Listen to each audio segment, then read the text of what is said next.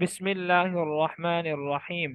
أما التانيث بالتاء فشرطه أن يكون علما كطلحة، وكذلك المعنوي كزينب. ثم المعنوي إن كان ثلاثيا ساكن الأوسط غير أعجمي يجوز صرفه وتركه لأجل الخفة ووجود السببين كهند، وإلا يجب منعه كزينب وسقر وما وجور. والتانيث بالألف المكسورة كحبلى والممدودة كحمرى ممتنع صرفهما البتة، لأن الألف قائم مقام السببين التانيث ولزومه.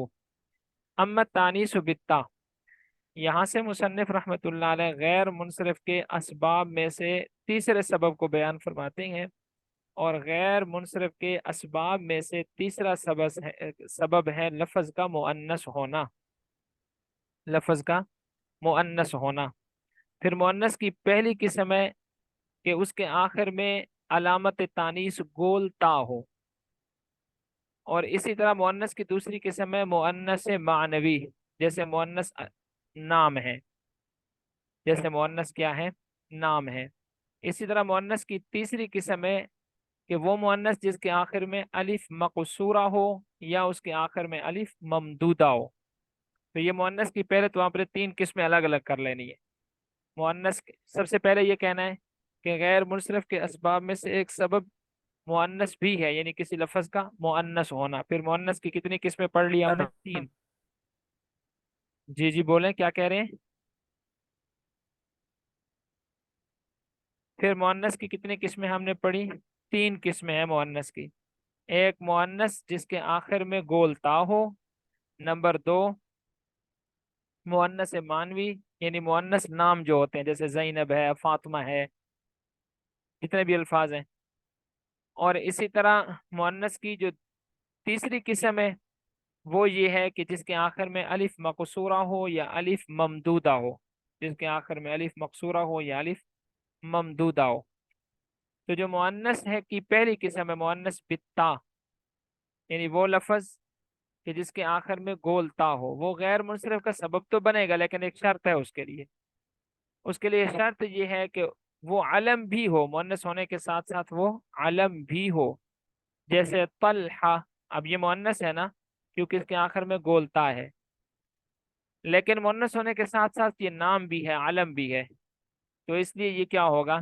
غیر منصرف ہوگا۔ لیکن اگر کوئی لفظ آپ کے سامنے ایسا آتا ہے کہ اس کے آخر میں گول تا تو ہے لیکن وہ نام نہیں ہے، کسی کا وہ نام نہیں ہے، پھر وہ غیر منصرف کا سبب نہیں ہوگا۔ جیسے مثال کے طور پر آپ قرآن مجید میں بھی پڑھتے ہیں ہمازہ کا لفظ، لمازہ کا لفظ، ویل لکل ہمازۃ لمازہ۔ اسی طرح سفرۃ کا لفظ آپ پڑھتے ہیں، بارارہ کا لفظ قرآن مجید میں آپ پڑھتے ہیں۔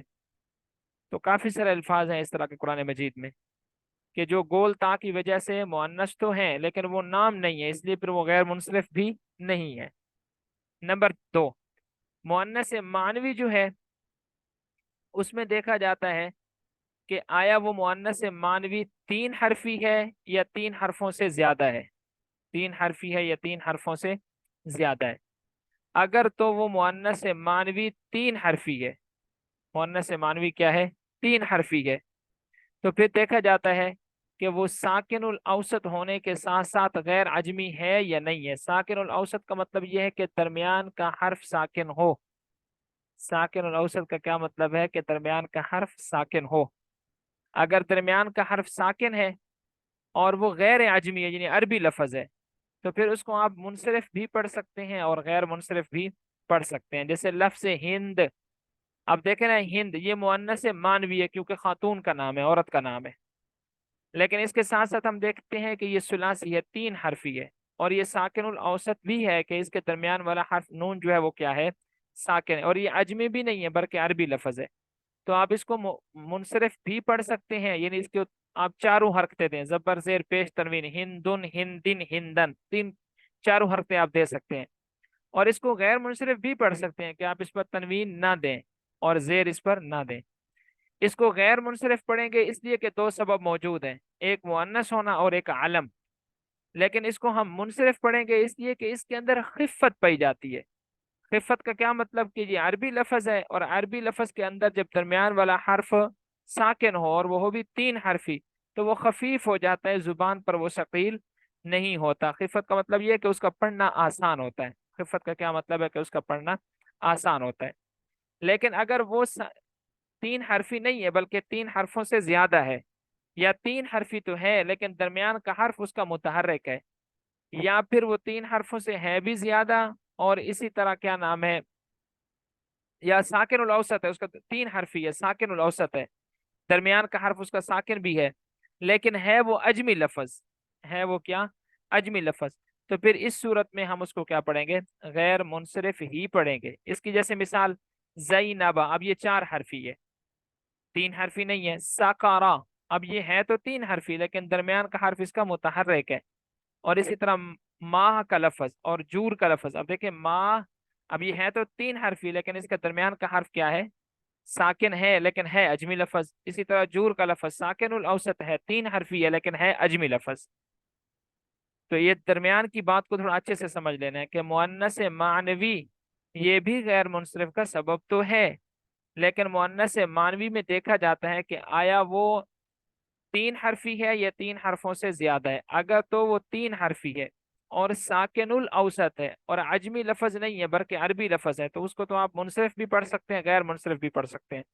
لیکن اگر وہ تین حرفوں سے زیادہ ہے یا تین حرفی ہے تو درمیان والا حرف جو ہے اس کا متحرک ہے، یا تین حرفی ہے درمیان والا حرف بھی ساکن ہے لیکن ہے وہ اجمی لفظ، تو پھر اس صورت میں ان تین صورتوں میں ہم اس کو کیا پڑھیں گے، غیر منصرف ہی پڑھیں گے۔ کتنی صورتوں میں غیر منصرف پڑھیں گے، تین صورتوں میں۔ چار حرفی ہو جیسے زینب، یا تین حرفی ہو لیکن درمیان کا حرف متحرک ہو جیسے ساکارا، یا درمیان کا حرف تو متحرک نہیں ہے، ساکن ہے، اور ہے بھی وہ تین حرفی لفظ لیکن ہے وہ اجمی لفظ، عربی لفظ نہیں ہے، تو اس کو بھی کیا پڑھیں گے، غیر منصرف ہی پڑھیں گے۔ تو ان تین صورتوں میں مؤنث معنوی کیا ہوگا، غیر منصرف ہوگا۔ ایک صورت میں مؤنث معنوی جو ہے اس کو آپ منصرف بھی پڑھ سکتے ہیں اور غیر منصرف بھی پڑھ سکتے ہیں۔ آپ اس کو یوں بھی یاد رکھ سکتے ہیں کہ مؤنث معنوی اس کی چار صورتیں ہو سکتی ہیں۔ مؤنث معنوی کی کتنی صورتیں ہو سکتی ہیں، چار صورتیں ہو سکتی ہیں۔ تین صورتوں میں یہ غیر منصرف ہوگا، اور ایک صورت کے اندر یہ کیا ہوگا، منصرف بھی ہوگا اور غیر منصرف بھی ہوگا۔ اس کو منصرف بھی پڑھ سکتے ہیں، غیر منصرف بھی پڑھ سکتے ہیں۔ جس ایک صورت میں ہم اس کو منصرف اور غیر منصرف پڑھ سکتے ہیں وہ کون سی صورت ہے، کہ مؤنث معنوی ہے، تین حرفی ہے اور درمیان کا حرف ساکن ہے اور عربی لفظ ہے۔ مؤنث معنوی ہے، نمبر دو تین حرفی ہے، نمبر تین ساکن الاوسط ہے، نمبر چار ہے بھی وہ عربی لفظ جیسے لفظ ہند۔ اور باقی تین صورتوں میں ہم اس کو غیر منصرف ہی پڑھیں گے مؤنث معنوی کو تین صورتیں کون سی ہیں، تین حرفوں سے زیادہ ہو لفظ جیسے زینبا، اب یہ دیکھ رہے ہیں آپ کہ یہ تین حرفوں سے زیادہ ہے۔ اور دوسری صورت کیا ہے کہ وہ تین حرفوں والا لفظ ہے لیکن درمیان کا حرف اس کا متحرک ہے جیسے ساکارا، اب درمیان کا حرف قاف ہے اور یہ متحرک ہے۔ اور تیسری صورت کیا ہے کہ تین حرفی لفظ ہے، درمیان کا حرف ساکن بھی ہے لیکن اس کے ساتھ ساتھ وہ اجمی لفظ ہے، عربی لفظ ہے ہی نہیں، جیسے ما، اب یہ تین حرفی ہے نا، میم الف اور ہا، اور درمیان کا حرف الف ہے وہ ساکن بھی ہے لیکن ہے یہ اجمی لفظ۔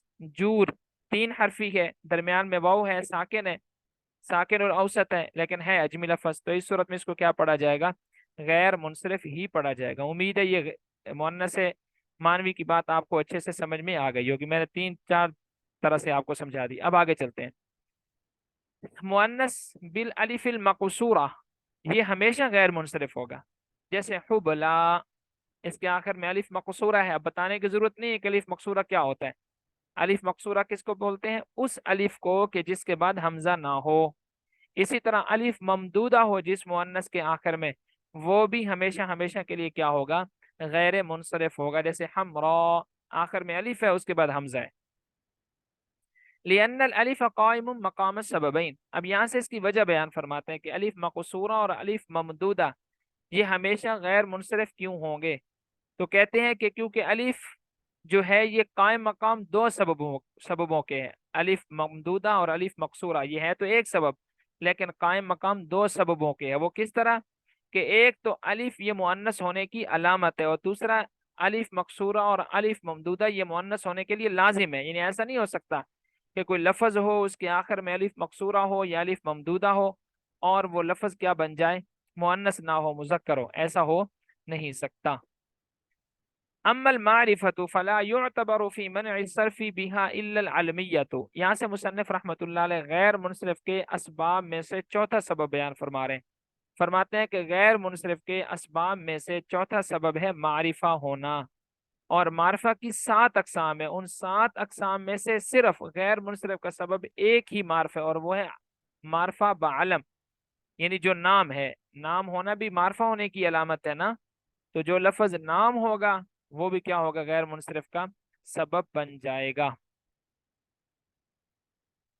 चलें बस आज इतना करते हैं इंशाल्लाह। थोड़ा सा सबक मुश्किल है तो आप इसको थोड़ा दोहरा लें, तैयार कर लें, फिर इंशाल्लाह आगे पढ़ते हैं।